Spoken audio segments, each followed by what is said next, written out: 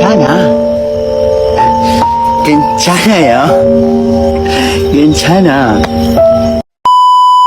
Aku hanya memikirkan satu peraturan penting. Kenapa kau lakukan hari ini kalau kau bisa melakukannya besok? Hahaha. A few moments later.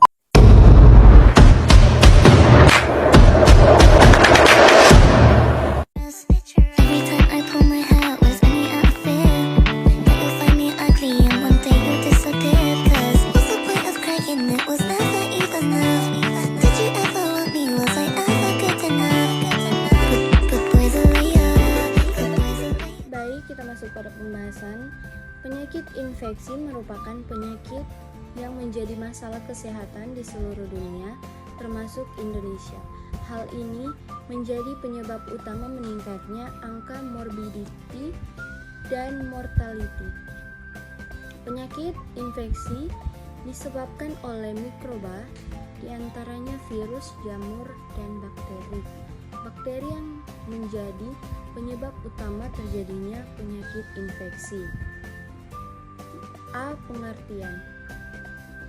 Kelompok atau agregat adalah sekumpulan individu yang berinteraksi pada suatu daerah atau mempunyai karakteristik khusus yang merupakan bagian dari masyarakat.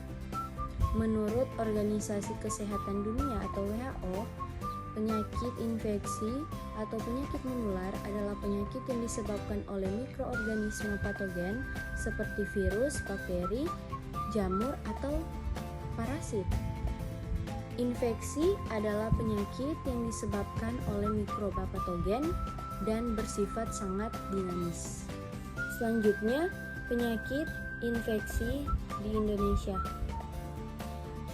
Menurut data riset kesehatan dasar yang dilakukan tahun 2018, masih ada beberapa penyakit menular yang banyak beredar di Indonesia. Di antaranya, yang pertama, infeksi saluran pernafasan atas atau ISPA. Yang kedua ada pneumonia. Yang ketiga ada tuberkulosis atau TBC. Yang keempat ada diare. Yang kelima ada hepatitis. Yang keenam ada HIV dan AIDS. Yang ketujuh ada penyakit yang menular lewat nyamuk. Dan yang terakhir COVID-19. Selanjutnya C. Rantai infeksi. Yang dimaksud penyakit menular adalah penyakit yang dapat ditularkan atau berpindah dari orang yang satu ke orang yang lain, baik secara langsung maupun melalui perantara. Penyakit menular ini ditandai dengan adanya agen atau penyebab penyakit yang hidup dan dapat berpindah.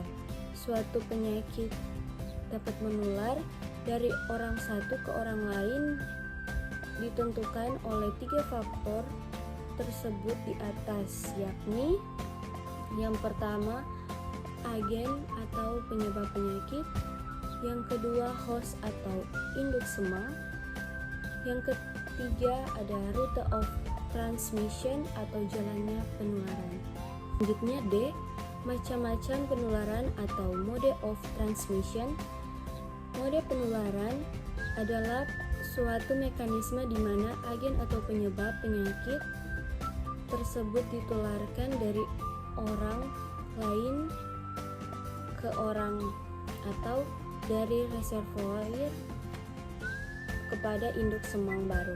Penularan ini melalui berbagai cara, antara lain yang pertama kontak, yang kedua inhalasi, yang ketiga ada penetrasi pada kulit, dan yang terakhir infeksi melalui plasenta.